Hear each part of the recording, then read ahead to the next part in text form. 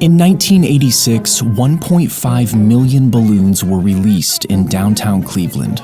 Cleveland has now broken the Guinness Book of World Records and released over 1 million. This was meant to be a charity fundraiser and a way to put the growing city of Cleveland on the map. But instead of being remembered as an impressive spectacle, it would go down in history as a fatal disaster. The event was called Balloon Fest, and it was Cleveland's way of trying to rebrand. You see, at the time, they had a pretty rough reputation, which was exemplified by its well-known nickname. City leaders wanted to prove that Cleveland wasn't a mistake, and that it was well on its way to becoming a world-class city. The previous year, Disneyland had claimed the Guinness World Record for the biggest simultaneous balloon launch. And for some reason, the city leaders thought that outdoing Disneyland was the perfect way to start cleaning up Cleveland's image. Soon after, the United Way of Cleveland developed their ambitious plan to launch nearly 1,500,000 balloons over the city.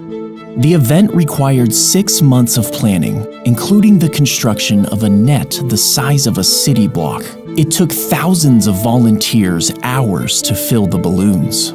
And finally, on September 27, 1986, the day of Balloon Fest arrived. As these final preparations were underway in downtown Cleveland, a very different story was unfolding just to the east on Lake Erie. The previous night, a severe storm had rolled through the area. I do want to remind everybody in part of Ohio, we continue with that severe thunderstorm watch until 1 a.m. And about an hour before the storm, 2 men had gone out fishing.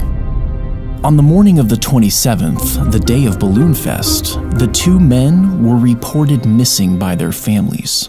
Their boat was found abandoned on the lake, and authorities suspected that the men had fallen overboard because of the weather. The Coast Guard immediately began a search and rescue operation. Meanwhile, in Cleveland's public square, over 100,000 people had gathered to witness the balloon launch.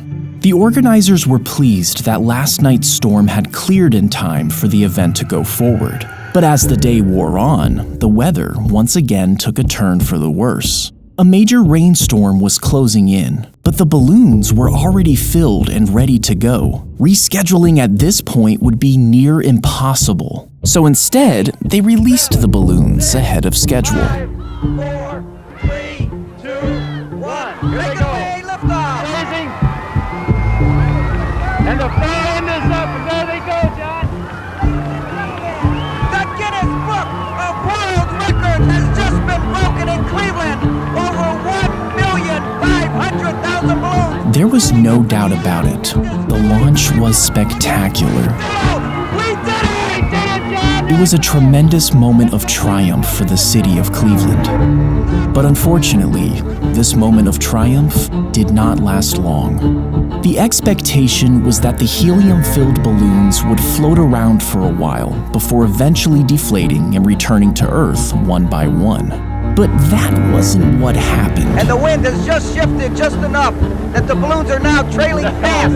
This is beautiful. The balloons are coming back this way. They're coming back. The cold air and oncoming rain immediately pushed the still inflated balloons, tens of thousands of them, back down towards the ground in droves. The result was mass chaos. Balloons, 1.5 million of them, caused quite a stir in Cleveland yesterday. It was A part of northerly wind quickly carried the balloons to Burke Lakefront Airport, and within minutes, the runways were so clogged that all flights had to be suspended.